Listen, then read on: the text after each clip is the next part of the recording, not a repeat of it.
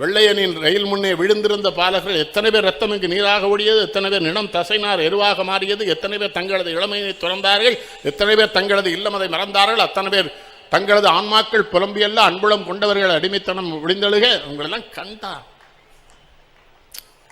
அவன் தானு வேற சொல்லலாம் 3760 கோடி ரூபா வசூல். அப்போ அவனை கொன்ற வேண்டியதான். எல்லாம் சுவாத்துக்கு இல்லாமல் இருக்கான். அவனுக்கு 3760 கோடி ரூபா ஒரே நாள் வசூலில் வருதுங்க.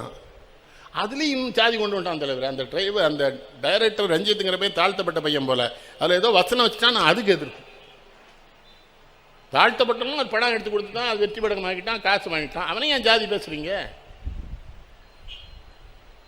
கர்ணன் வித்தைக்கு வந்து நிற்கிறான். வில் வித்தை காட்டும் போது துரோணாச்சாரியார் எல்லாருமே அவனை போய் ஜாதி கேட்குறாங்க. ஜாதி என்ன, நீ யார், உங்கள் அப்பா யார், சூத்திரனா சத்திரனான்னு கேட்குறாங்க.